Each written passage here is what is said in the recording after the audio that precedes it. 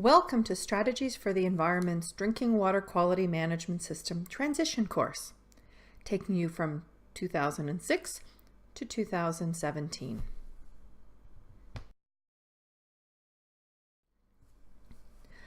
All standards go through the process of being reviewed and updated. This is a normal activity, ensuring that progress in technology and knowledge is incorporated into the standards that people use. The Drinking Water Quality Management Standard is no different. The process for reviewing and revising the DWQMS has taken quite a number of steps to get to 2017. The Ministry of the Environment held a number of stakeholder workshops to gather stakeholders' feedback. After 4 years of implementation and accreditation experiences, there have been a number of lessons learned. The stakeholders, including ministry personnel, Walkerton Clean Water Center, and operators. Stakeholders' feedback was incorporated into a discussion document incorporating revisions to the standard. The final version was issued in February of 2017.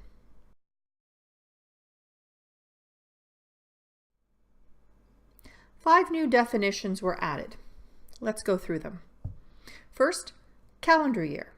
A period of 1 year beginning and ending with the dates conventionally accepted as marking the beginning and end of a year, January 1st to December 31st. Next, we have preventive action. Action to prevent the occurrence of a nonconformity of the QMS with the requirements of the DWQMS or other undesirable situation. Next, we have primary disinfection and secondary disinfection. Primary disinfection means a process or series of processes intended to remove or inactivate human pathogens such as viruses, bacteria, and protozoa in water. Secondary disinfection means a process or series of processes intended to provide and maintain a disinfectant residual in a drinking water system's distribution system and in plumbing connection to the distribution system for the purposes of A. Protecting water from microbiological recontamination. B. Reducing bacterial regrowth. C. Controlling biofilm formation. And D. Serving as an indicator of distribution system integrity. And includes the use of disinfected residuals from primary disinfection to provide and maintain a disinfectant residual in a drinking water system's distribution system. And finally, treatment system means any part of a drinking water system that is used in relation to the treatment of water and includes A. Anything that conveys or stores water and is part of a treatment process, including any treatment equipment installed in plumbing. B. Anything related to the management of residue from the treatment process or the management of the discharge of a substance into the natural environment from the system. And C, a well or intake that serves as the source or entry point of raw water supply for the system.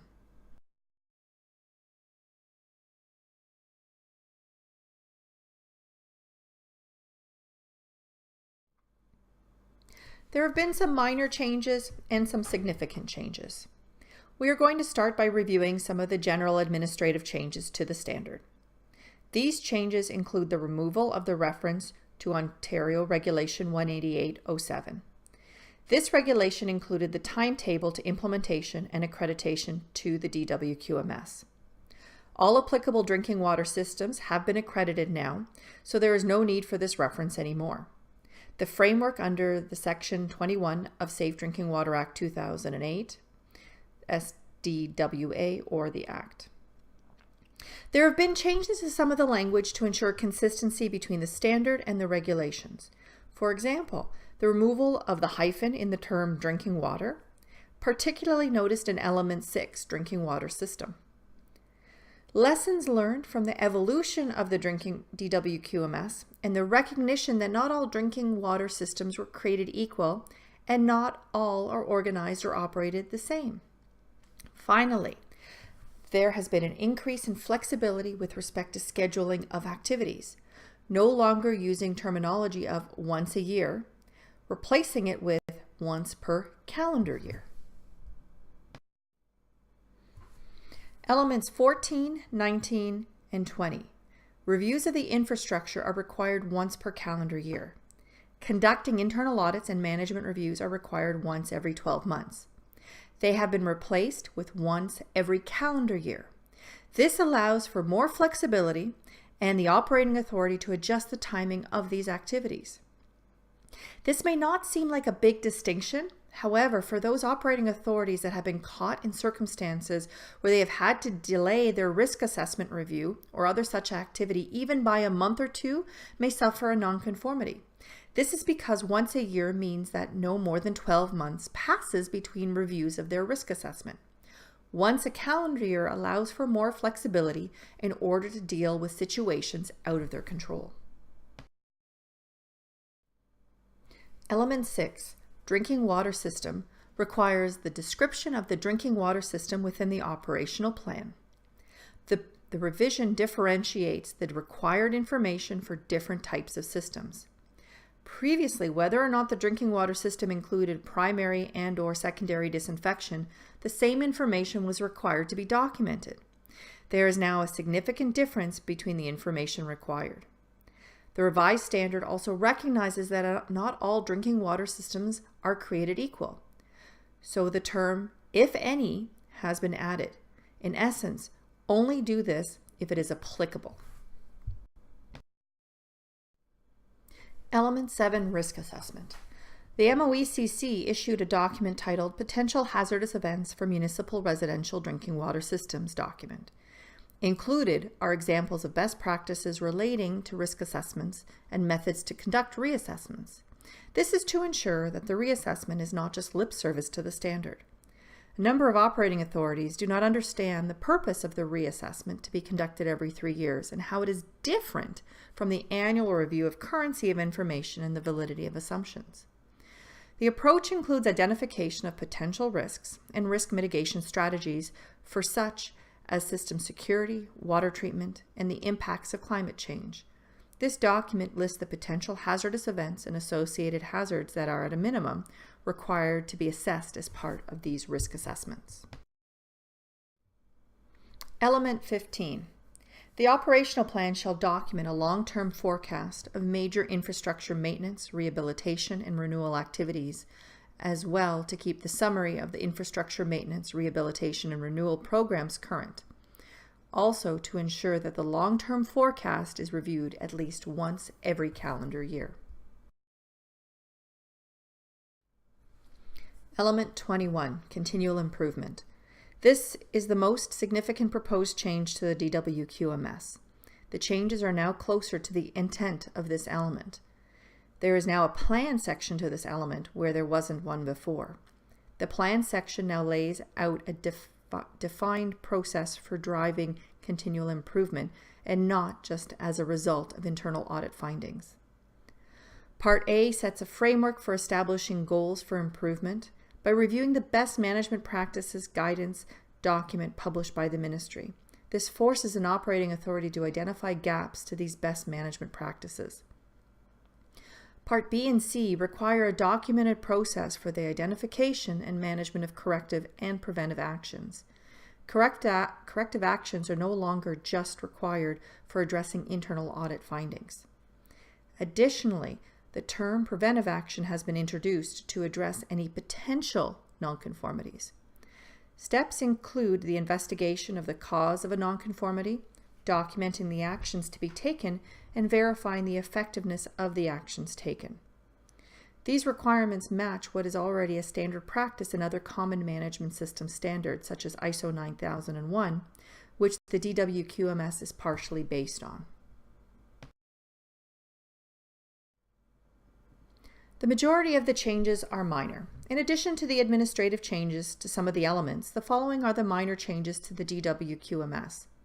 These changes may or may not have an impact on your quality management system, depending on how the initial requirements were interpreted and implemented.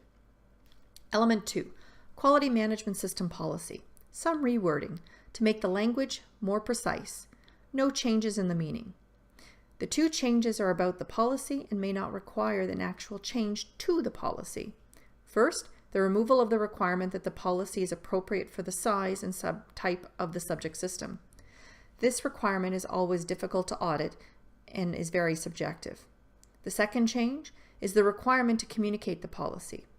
The revised requirement is that the policy can be communicated, which is a lot clearer than provides for ready communication.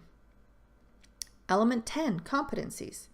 The change is a small clarification by adding or to the and when developing and maintaining competencies, because the actions taken to develop competencies could be different than those required to maintain them. Element 12, communications. Clarification on suppliers. There's a reference added that the suppliers have been identified as essential under Plan A of Element 13 of this standard.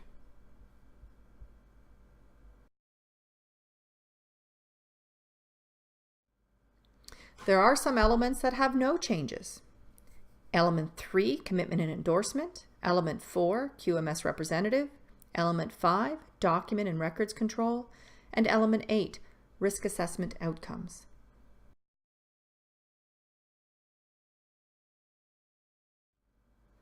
Additionally, Element 9, organizational structure, roles, responsibilities, and authorities, no changes. Element 13, essential suppliers and services. And Element 16, sampling, testing, and monitoring. Finally, Element 1, quality management system, and Element 11, personnel coverage, no changes. So what do you do next? How do you approach the changes? First, review your operational plan and documentation against the changes to the standard. Start with the bigger and more substantial changes and work your way to the administrative changes. Do not just review the changes to the standard itself, but also to the guidance to make sure that the intent of the standard has been met, because this is what the accreditation auditors will also be looking at. Next, prepare an action plan.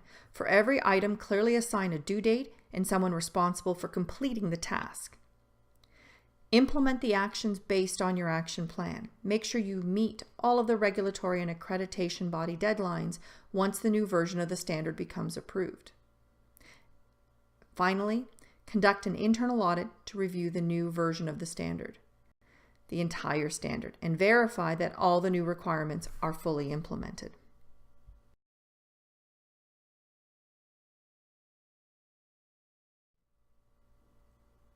And here at Strategies for the Environment, we are here to help. We provide training courses that meet OWWCO-CEU requirements. We can conduct training on site or we have also on-demand training, and all of our courses are in the process of being updated. And we have courses on continual improvement, including root cause analysis and corrective action to help address the new requirements of Element 21. We can help with auditing, including conducting your internal audits or training your internal audit team, as well as any consulting that you may require with respect to updating your documentation and your operational plan to meet the new requirements. Just give us a call. We're here to help.